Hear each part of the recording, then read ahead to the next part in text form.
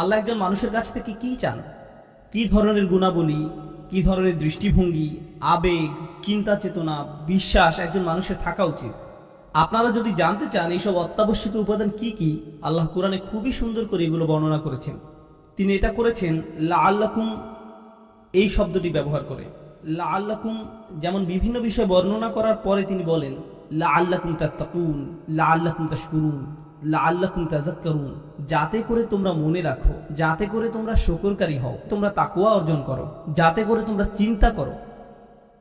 এই সবগুলোই হচ্ছে মৌলিক গুণাবলী যা একজন মানুষের থাকা উচিত। একজন মানুষের বিবেচনামূলক দৃষ্টিভঙ্গি থাকা উচিত, তার চিন্তাশীল হওয়া উচিত, তার সর্বদা আল্লাহকে স্মরণে রাখা উচিত, তার মধ্যে আল্লাহভীতি থাকতে হবে, তাকে আল্লাহর প্রতি শুকরগুজার হওয়া উচিত। লাআল্লাকুম তাশকুরুন অর্থাৎ যাতে করে তোমরা শুকরকারী হতে পারো। বুঝতে পেরেছেন ব্যাপারটা? আল্লাহ যখনই লাআল্লাকুম বলেন এবং এই ধরনের কাজগুলো উল্লেখ করেন, এর মানে তিনি বোঝাতে চান যে এইগুলো হচ্ছে সেই সব গুণাবলী যেগুলোকে আমাদের আয়ত্ত করতে হবে। আমি তখনই আল্লাহর একজন সফল বান্দা হতে পারবো যখন নিজের জীবনে এইসব গুণাবলীর প্রতিফলন ঘটাতে পারবো। সবগুলো তালিকা আপনাদের বলবো না, শুধু অল্প কয়েকটি গুণাবলী সম্পর্কে বারবার উল্লেখ করব। সুষ্ঠুভাবে চিন্তা করতে পারা, লাআল্লাকুম তাআকিলুন, লাআল্লাকুম তাশকুরুন, তোমরা শুকরকারী হও, লাআল্লাকুম তাযাক্কারুন, যাতে করে তোমরা আল্লাহকে স্মরণ করো, লাআল্লাকুম তাত্তাকুন, যাতে করে তোমরা নিজেকে রক্ষা করতে পারো, বিপদ থেকে সতর্ক থাকতে পারো, এবং অবশ্যই লাআল্লাকুম তুফলিহুন, যাতে করে তোমরা পরকালে সফল হতে পারো। আল্লাহ প্রায়ই কোরআনে লাআল্লাকুম তুফলিহুন বলেছেন। এইগুলো হচ্ছে মৌলিক কিছু গুণাবলী। এসব ছাড়াও অর্থাৎ আল্লাহ মানুষের কাছে কি চান এই সম্পর্কে বর্ণনা করেছেন এই শব্দগুলোর মাধ্যমে। ইন্নাল্লাহা ইউহিব্বু অথবা ওয়াল্লাহু ইউহিব্বু, আল্লাহ মুত্তাকিনদের ভালোবাসেন, আল্লাহ মুহসিনিনদের ভালোবাসেন। এইভাবে আল্লাহ বিভিন্ন গুণাবলীর মানুষদেরকে ভালোবাসার কথা উল্লেখ করেছেন। এইগুলো হচ্ছে সেই সব গুণ যেগুলো আমাদের জীবনে নিয়ে আসতে হবে। এবং সবশেষে আল্লাহ বলেন ইন্নাল্লাহা মাআ, আল্লাহ সাথে আছেন। আল্লাহ প্রথমে বলছেন লাআল্লাকুম, এরপরে বলছেন আল্লাহু ইউহিব্বু, এবং এরপরে বলছেন ইন্নাল্লাহা মাআ, ইন্নাল্লাহা মাআল মুহসিনিন, আল্লাহ মুহসিনিনদের সাথে আছেন।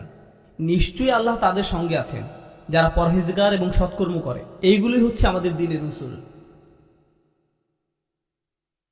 মূলত এগুলোই হচ্ছে আমাদের ধর্মের নির্যাস। আমার মতে এগুলো হচ্ছে আমাদের ধর্মের মূলনীতি বা মৌলিক নীতি।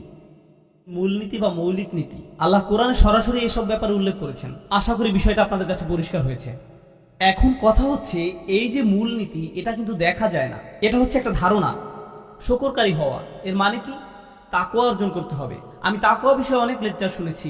তাকওয়া বাড়াতে হবে, তাকওয়া বাড়াতে হবে। তাকওয়া কি কিনতে পাওয়া যাবে? বা আমি কি এমন কিছু খেতে পারি যেটা আমার তাকওয়াকে বাড়াবে? আমি কিভাবে বুঝবো যে আমার তাকওয়া কম বা বেশি? একইভাবে আমার ঈমান বাড়াতে হবে, তাওয়াক্কুল বাড়াতে হবে। এই সবই হচ্ছে বিমূর্ত ধারণা। আমরা কিভাবে এইসব বিষয়কে আমাদের প্রাত্যহিক জীবনে নিয়ে আসব, কিভাবে আমরা এই কাজ করব, সেটাই হচ্ছে পরবর্তী বৃত্তটি। দ্বিতীয় বৃত্তটি হচ্ছে মৌলিক বাধ্যবাধকতা। দ্বিতীয় বৃত্তটি হচ্ছে মৌলিক বাধ্যবাধকতা, মূল করণীয় এবং মূল বর্জনীয় কাজসমূহ। মূল করণীয় এবং মূল বর্জনীয় কাজসমূহ। উদাহরণস্বরূপ, আমরা সবাই জানি যে আমাদের ধর্মের 5টি মূল স্তম্ভ আছে। সালাতের মধ্যে একটি। সালাত হচ্ছে মৌলিক করণীয়, কিন্তু প্রকৃতপক্ষে এই বাধ্যবাধকতার মাধ্যমে ইসলামের অত্যাবশ্যকীয় মূলনীতির একটি পূরণ করা যায়। এমনকি আল্লাহ আমাদেরকে যেসব মৌলিক বাধ্যবাধকতা সেট করে দিয়েছেন, এসবের উদ্দেশ্য হচ্ছে মূলনীতিগুলোকে সুদৃঢ় করা। যেমন ধরুন, আল্লাহ বলছেন আকিমুস সালাতা লিযিকরি, সালাত প্রতিষ্ঠা করো যাতে করে তোমরা আমাকে স্মরণ করতে পারো। আল্লাহকে স্মরণ করা কি একটি মৌলিক নীতি নয়? অবশ্যই। আল্লাহর স্মরণকে আমরা কিভাবে আমাদের প্রাত্যহিক জীবনে নিয়ে আসবো? এমন কি উপায় আমরা এটা করতে পারি যে আল্লাহকে সন্তুষ্ট করবে? এমনটি করার সবচেয়ে ভালো উপায় হচ্ছে সালাত। সালাত হচ্ছে এমন একটি মাধ্যম যেটা আল্লাহকে স্মরণ করার বিমূর্ত ধারণাটিকে বাস্তবিক সত্যে রূপান্তরিত করে। সিয়াম পালন করার বিষয়ে আল্লাহ বলেন কামা কুতিবা আলাল্লাযীনা মিন ক্বাবলিকুম লাআল্লাকুম তাত্তাকুন, তোমাদের সিয়াম পালন করতে বলা হয়েছে যাতে করে তোমরা তাকওয়া অর্জন করতে পারো। বাস্তবে এমন কি করা যেতে পারে যেটা তাকওয়ার এই বিমূর্ত ধারণাকে আমাদের জীবনযাত্রায় প্রতিফলিত করবে? কি সেটা? সিয়াম পালন করা এই ধরনের একটি কাজ। এইভাবে আপনারা দেখবেন যে আল্লাহ প্রদত্ত প্রত্যেকটি মৌলিক বাধ্যবাধকতা এক একটি মৌলিক নীতিকে সুদৃঢ় করে। বাধ্যবাধকতাগুলো দেয়া হয়েছে যাতে করে মৌলিক নীতিগুলোকে আমাদের প্রাত্যহিক জীবনে নিয়ে আসতে পারি। দুর্ভাগ্যজনকভাবে আমরা যা করছি সেটা হচ্ছে আমরা আল্লাহ প্রদত্ত এইসব বাধ্যবাধকতাগুলোকে সংশ্লিষ্ট নীতিমালাগুলো থেকে আলাদা করে ফেলেছি। মানুষ ঠিকই সিয়াম পালন করছে, কিন্তু তাদের মধ্যে এই বোধটি নেই যে সিয়াম পালনের মূল উদ্দেশ্য হচ্ছে তাকওয়া বৃদ্ধি করা। মানুষ সালাত আদায় করছে, কিন্তু তারা এই ব্যাপারে অবগত না যে সালাত আদায় করার কিছু সুনির্দিষ্ট উদ্দেশ্য রয়েছে। এইগুলো হচ্ছে মৌলিক বাধ্যবাধকতা। শুধুমাত্র এই উদ্দেশ্যেই আমরা এইসব কাজ পালন করি না। ইসলামের অত্যাবশ্যকীয় নীতিগুলো পূরণ করে আমাদের জীবনে তার প্রতিফলন ঘটানোর উদ্দেশ্যেও আমরা এইসব কাজ করে থাকি। সালাত হচ্ছে একটা গন্তব্য পর্যন্ত পৌঁছানোর একটা রাস্তা। একইভাবে সিয়াম পালন করাও লক্ষ্য পৌঁছানোর একটা উপায়।